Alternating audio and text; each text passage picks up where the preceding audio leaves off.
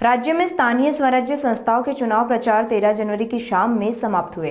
ठाणे में प्रचार की अंतिम घड़ी में विधायक निरंजन डावखरे ने मीडिया से बातचीत में कहा कि महायुति की जीत ठाणे में निश्चित है और हमें 100 से अधिक सीटें मिलेंगी। उन्होंने लोगों से अपील की कि आगामी 15 तारीख को अधिकतम संख्या में मतदान करें और महायुति के उम्मीदवारों को जीत दिलाएं। इस दौरान कार्यकर्ता, पदाधिकारी और पार्टी के सभी नेता, साथ ही महायुति के सभी नेता भी बड़े पैमाने पर मौजूद रहे। या इकडे ठाण्यामध्ये महायुती झाली आणि त्याच तिकडे खरं तर विजयाची एक नांदी पडली।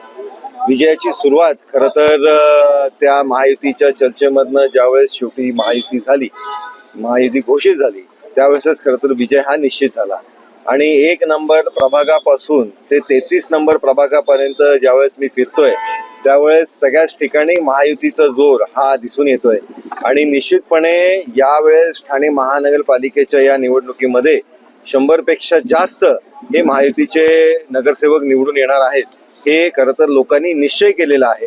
प्रत्येक ठिकाणी जात असताना लोकांचा भेटलेला रिस्पॉन्स, त्यांचा आशीर्वाद आणि त्यांचा साथ देण्याची जी एक आश्वासन आहे, त्याच्यामुळे निश्चितपणे आमचे सर्वच नगरसेवक 100 पेक्षा जास्त नगरसेवक निवडून येतील। मोठा भाऊ छोटा भाऊ या ठिकाणी जाणवलं नाही, कारण का 40 जागा घेतल्या तुम्ही। सुरुवातीला समाधान आहे नाही या सगळ्या चालू होत्या, पण प्रचार एकंदर शांततेत पार पडला, कुठे गडबड नव्हती।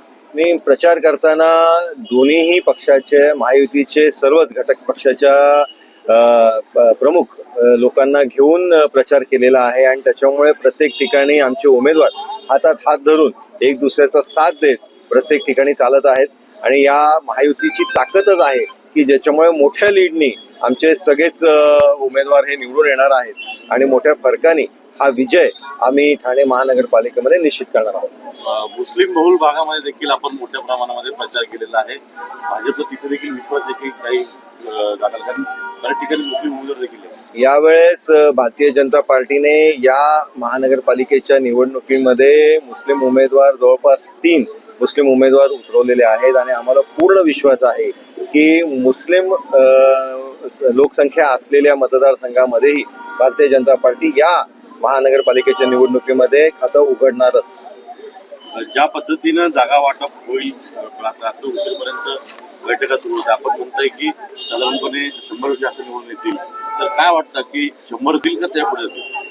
मी 100 पेक्षा जास्त, कारण 131 वॉर्ड या ठाणे महानगरपालिकेच्या मध्ये आहेत। 33 प्रभागांमध्ये हा पूर्ण खरं तर महानगरपालिकेच्या याच्यामध्ये 33 प्रभाग आहेत। याच्यामध्ये 131 मधले 100 पेक्षा जास्त वॉर्ड हे महायुती निवडून आणणार।